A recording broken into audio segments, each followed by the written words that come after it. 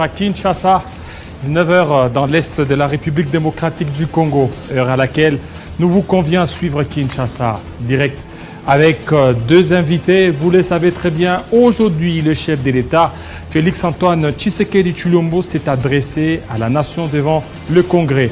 Alors, État des nations, avec le président Félix Tshisekedi, nous allons en parler avec les députés nationaux. Ngoïka Sanji, il sera des nôtres.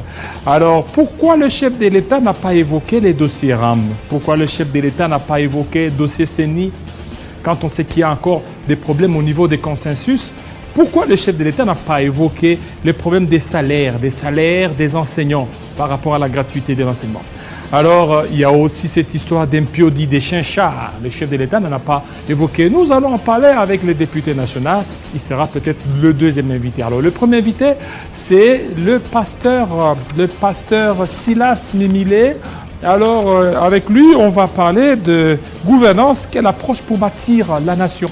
La nation, comme vous le savez très bien, a besoin d'être battue comme il se doit. Voilà ce qui fera la chapa de notre Kinshasa direct. Voilà, merci à vous, Bedrin Kenge. L'information revient dans moins d'une heure avec Grâce Salambo. Tout de suite, docteur pasteur Silas Mimile. Avec lui, on va aborder son ouvrage Bâtisseur des nations. C'est tout de suite. Bâtisseur des nations, émergence d'un leadership collectif. Silas Mimile Makangu. C'est lui l'auteur de cet ouvrage. Bienvenue, docteur. Merci, Jean-David. Voilà, merci surtout la promptitude avec laquelle vous avez répondu à notre invitation. Malgré vos multiples occupations, vous êtes là. Alors, le livre s'intitule Bâtisseur des nations. Oui. Alors, qu'est-ce qui vous a beaucoup plus inspiré pour parler de Bâtisseur des nations? Puisque vous êtes pasteur, mais vous dites ce livre ne se veut ni politique, moins encore religieux. Oui, parce que ce n'est pas un livre qui est écrit dans le but de pouvoir juger les actions politiques que mènent différents gouvernements et surtout celui qui est en place. Mais il faudrait aussi rappeler pour la petite histoire que ce livre est en train d'être écrit depuis plus de 4 ans. 4 ans. Donc c'est depuis 2 ans qu'il aurait pu être présenté au grand public. Il y a eu beaucoup d'autres contretemps. Et avant cela, il y a eu 3 autres ouvrages que nous avons eu à publier. Donc, quand nous disons que ce livre ne se veut pas un livre politique, c'est parce que ce livre ne s'aligne pas dans une optique partisane ou encore militante. Ce n'est pas un livre religieux parce que ce n'est pas un livre qui vient nous dire voilà ce que Dieu a dit, ce que la nation sera. Mais c'est un ensemble d'analyses qui partent d'un constat que nous avons y amené, pas seulement sur notre nation, mais aussi sur beaucoup d'autres nations dans ce monde et en Afrique en particulier, qui peinent à décoller en dépit de tout le potentiel, en dépit de toutes les ressources que le bon Dieu a mis à leur disposition. Alors nous avons décidé d'avoir une approche biblique pour présenter aux nations une recette que nous croyons infaillible, parce que beaucoup d'autres nations ont eu à recourir à ces recettes, même si on ne les a pas nommées de la même manière. Mais néanmoins, la recette reste universelle, elle reste standard. Et nous nous disons, avec une telle recette qui constitue différents chapitres de cet ouvrage, il est fort possible qu'en très peu de temps, que notre nation, mais aussi beaucoup d'autres nations qui partagent avec nous le même problème, puissent se démarquer, partir de la précarité à la prospérité. Voilà, parce que précarité à la prospérité, mais docteur, qu'est-ce qui vous a beaucoup plus inspiré? Parce que vous avez dit que vous aviez abordé l'approche purement biblique. Oui, je pars d'une approche biblique pour rencontrer les besoins qui sont à la fois sociétaux, les besoins qui sont scientifiques, parce que je crois que la Bible n'est pas qu'un livre que nous devons lire seulement dans les 4 murs de nos églises. Si elle ne nous aide pas à résoudre les problèmes de la société, alors je ne vois pas pourquoi on l'appellerait Bible. Ce livre est parti d'un constat après avoir effectué notre tout premier voyage en Inde. C'était en 2015, nous étions invités dans la communauté estudiantine africaine dans la ville de Bangalore pour animer un séminaire sur le leadership entrepreneurial. Lorsque nous sommes arrivés en Inde, nous étions très étonnés de voir la grande différence de ce que nous avons vu et de ce que nous savions sur l'Inde qui, quelques années auparavant, était presque une poubelle. L'Inde qui était l'un des pays pas seulement peuplé, mais aussi un des pays les plus pauvres, nous avons vu comment que nous étions en face d'un pays en chantier. Lorsque nous avons essayé d'analyser les faits, nous nous sommes rendus compte qu'il y a une catégorie d'Indiens qui avaient décidé de prendre à bras le corps leur destin commun. Cette catégorie, c'est l'élite indienne. L'élite indienne, parce que l'Inde est peuplée à plus d'1 milliard d'habitants. Ce n'est pas les 1 milliard d'habitants qui ont fait à ce que l'Inde soit la puissance émergente qu'elle est aujourd'hui, mais c'est plutôt une fine minorité. Cette fine minorité, son élite, son intelligentsia, c'est ce que j'appelle le bâtisseur. Donc pour dire que quand une nation souffre, elle ne souffre pas parce qu'elle est vouée à la malédiction, elle souffre parce qu'elle a simplement une élite amorphe, une élite inconsciente et une élite irresponsable. Alors, vous ne voyez pas que, bon, entre parenthèses, tout ça, c'est que nos églises des réveils sont vraiment à la base de ça. Non, on a beaucoup plus spiritualisé les choses. Ça vous êtes beaucoup plus pragmatique. Écoutez, je suis plus pragmatique. Ouais. Dans ce livre, vous allez voir que je crois que c'est le 7e ou le 8e chapitre qui est intitulé « Une autre église ». Une église qui prend ses responsabilités. Mais il n'y a pas que l'église qu'on doit mettre sur le banc des accusés, parce que lorsqu'on parle de l'intelligentsia d'une nation, on parle de l'élite d'une nation. Cette élite, elle est hétérogène. Elle n'est pas qu'ecclésiastique. Elle est d'abord politique, elle est économique, elle est scientifique, elle est culturelle. Elle est même aussi, elle relève aussi du monde des médias dans lesquels vous êtes. Je pense que nous sommes arrivés à un point où nous ne devons plus nous pointer les doigts pour savoir qui a fait quoi, qui n'a pas fait quoi, mais nous devons assumer notre responsabilité de manière collective. Parce que le bâtisseur des nations, ce sont ces hommes, ce sont ces femmes, qui ont eu le privilège, de par le bon Dieu, mais aussi de par le parcours que chacun d'eux a eu à connaître, à accumuler un certain nombre de connaissances que la masse n'a pas, qui sont détenteurs des grâces, des positions que tout le monde n'a pas. Et ces hommes et ces femmes doivent maintenant s'assumer pour comprendre que si nous sommes ce que nous sommes aujourd'hui, ce n'est pas parce que la terre est maudite, ce n'est pas parce que nos eaux sont impropres à la consommation, mais c'est simplement parce que nous qui constituons le leadership, nous qui sommes censés être le grand frère de la société, n'assumons pas nos rôles comme il se doit.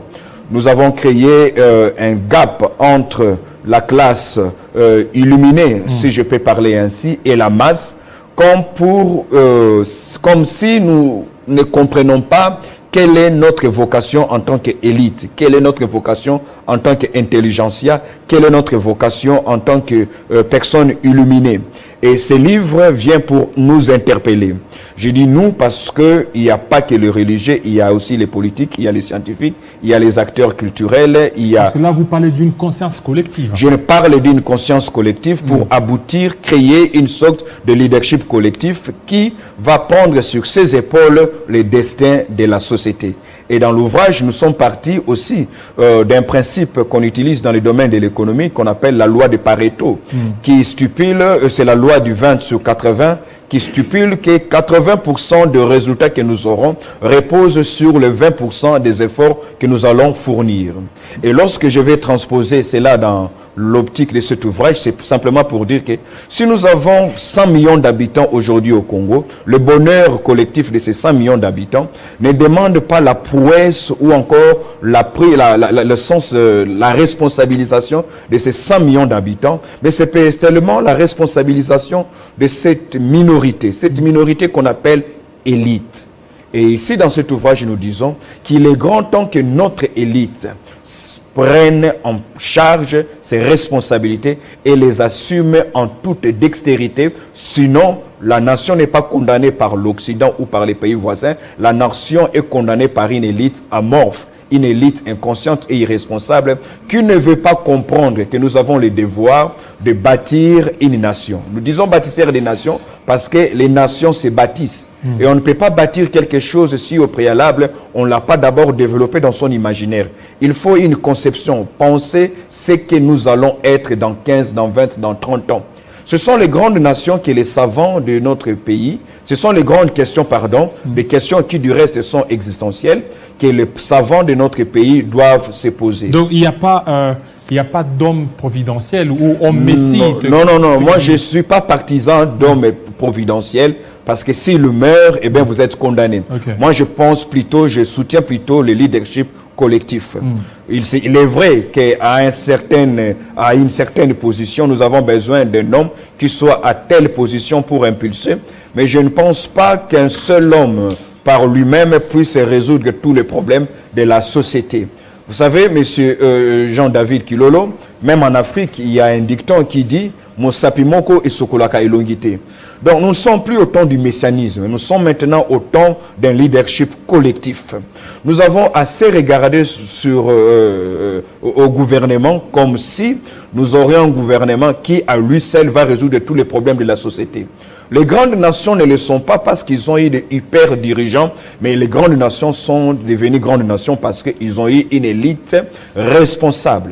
L'Amérique que nous admirons aujourd'hui n'est pas seulement l'œuvre de George Washington, de Benjamin Franklin, Roosevelt et autres, mais c'est aussi l'Amérique de Henry Ford, c'est aussi l'Amérique de Andrew Carnegie, qui n'étaient pas des hommes politiques, qui étaient des hommes d'affaires. C'est aussi l'Amérique de Michael Jackson, l'Amérique de Michael Jordan. Nous autres, nous avons aimé l'Amérique, non pas à cause du président Reagan ou du président Bush le père. Nous avons admiré l'Amérique parce qu'il y a eu un certain Michael Jordan. C'est pour dire que lorsqu'on veut bâtir une nation, il faut créer assez de l'espace pour que chaque intelligence, chaque talent venant de différents domaines puisse exercer son savoir-faire, son savoir-être, afin diriger une nation. Mais le problème que nous avons dans notre société congolaise, c'est l'hyperpolitisation. C'est ça le problème, c'est qu'on se rend compte que partout les églises sont vraiment politisées. Donc on ne sait pas maintenant faire confiance, certainement. C'est-à-dire que lorsqu'on voit, on veut un peu savoir, on voit comme bâtisseur des nations, dans un livre que je recommande quand même à tous nos téléspectateurs de pouvoir lire ça. Il y a un de nos téléspectateurs, quand il m'a vu en train de lire ces livres, c'est quel politicien? Non. Ah bon, c'est ça justement le comble. Parce il veut faire son parti politique ou quoi? Voilà, c'est ça le comble. C'est comme si penser sa nation devenait un acte politique. Loin de là, c'est d'abord un acte citoyen. C'est comme ça que dans le premier chapitre dans cet ouvrage, le premier chapitre est intitulé « Du tribalisme au patriotisme ». Nous avons besoin d'avoir des Congolais citoyens, épris du sens de la citoyenneté. Il ne faudrait pas, parce que je mets cette pine de la RDC, l'on pense que je suis politique. Non. La République démocratique du Congo est un patrimoine commun. Les politiques devraient accepter que les scientifiques débattent aussi sur l'actualité, pourquoi pas faire des projections sur l'avenir de cette société.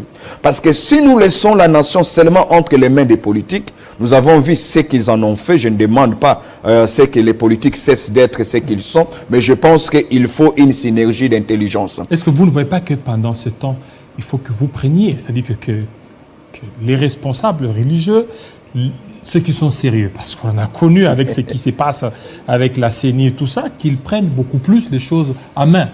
Non, c'est pas seulement que les responsables religieux. Si les responsables religieux ne sont qu'une des composantes de cette élite dont je parle. Mais ils ne sont pas seuls parce qu'ils ont un pouvoir très limité. Il y a aussi les décideurs politiques. Mais à côté de ces décideurs politiques, il y a aussi une autre catégorie que malheureusement on a négligé, qu'on a clochardisé. Voilà là où nous en sommes aujourd'hui. C'est la classe enseignante, le corps enseignant, que ce soit au niveau des écoles, au niveau des universités. Lorsque ces gens-là ne sont pas pris en charge, lorsqu'ils ne sont pas mis à l'abri de certains besoins fondamentaux, eh bien c'est notre avenir que nous sommes en train de maudire, parce qu'on ne peut pas avoir un avenir plus radieux que l'école que nous avons aujourd'hui. Or, cette école, nous le disons dans cet ouvrage, pour aller un peu plus loin, c'est que cette école a besoin d'être repensée et adaptée au contexte purement congolais. Malheureusement, nous avons une école qui, jusqu'à présent, est encore occidentalisée. Il faut tropicaliser cette école. Il faut la congoliser.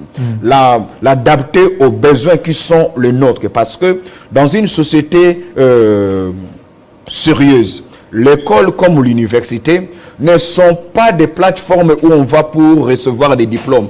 Les diplômes ne sont que des présomptions de connaissances.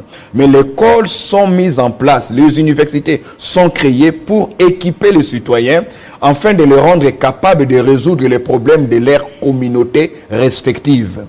Or, quand nous regardons la multiplicité des problèmes que nous avons aujourd'hui, nous nous posons la question, à quoi servent les écoles en République démocratique du Congo? À quoi servent nos universités? Ce sont des questions que l'on doit poser. Est-ce que ces questions doivent être posées seulement par les politiques? Non. Ce sont des questions d'abord que le corps scientifique devrait se poser. Quelle est la viabilité des produits que nous mettons sur le marché? Parce que je pense, je l'ai dit dans cet ouvrage, que nos universités devraient développer un management entrepreneurial, c'est-à-dire de la compétitivité. Se poser la question, que vaut un étudiant congolais face à un étudiant sud-africain? Que vaut un étudiant congolais face à un étudiant rwandais ou français?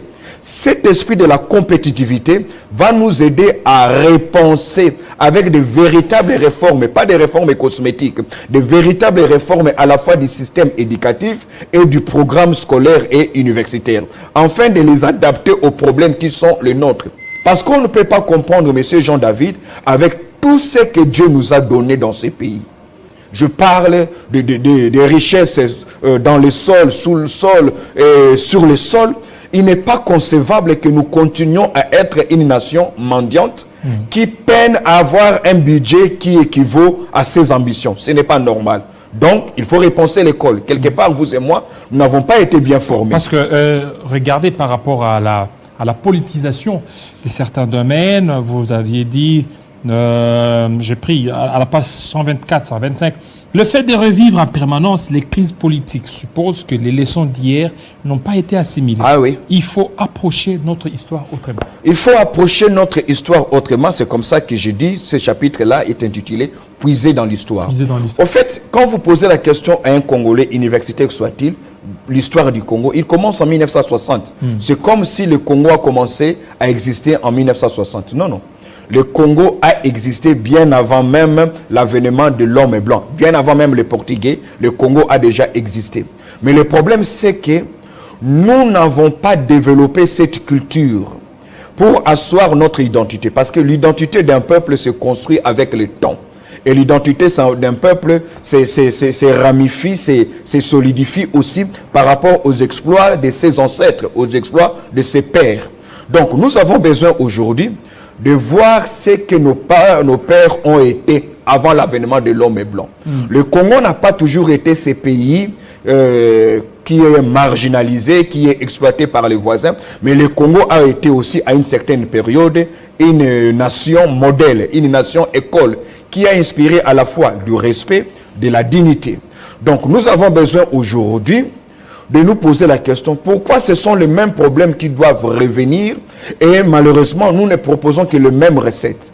Albert Einstein a défini la folie comme étant le fait de vouloir faire les mêmes choses de la même manière et en s'attendant aux résultats différents. C'est là où nous nous condamnons nous-mêmes. Nous devons à un moment donné être innovants. Nous devons à un moment donné être inventifs pour dire non, non, ces méthodes ne nous ont pas aidés. Il faut repenser nos méthodes, il faut les revisiter si nous voulons être cette grande nation au centre de l'Afrique, cette grande nation que Dieu a chèrement bénie, mais c'est une nation qui devient à son tour aussi une bénédiction. Voilà, vous n'êtes pas plusieurs, n'êtes pas beaucoup pasteurs qui réfléchissent un peu de la sorte, parce que et écrire un livre comme celui-ci, il y a d'autres qui peuvent vous taxer que c'est comme si on vous a initié. Par qui? On vous a initié dans des loges. Allez, c'est pas possible. Pourquoi? Dans des loges. C'est ça justement pourquoi quand un prêtre en parle, on ne pose pas cette question. Et que c'est un pasteur, on doit penser, non, non, écoutez. Parce qu'ils sont habitués donc, les dons spirituels, autre chose. Alors, lorsqu'il s'agit de parler des développements, non, donc c'est comme si c'est réservé à... Le travail d'un pasteur consiste à veiller sur le bien-être de brebis que Dieu lui envoie. Et ce bien-être est tridimensionnel. Il est au niveau de l'esprit, au niveau de l'âme, au niveau du corps.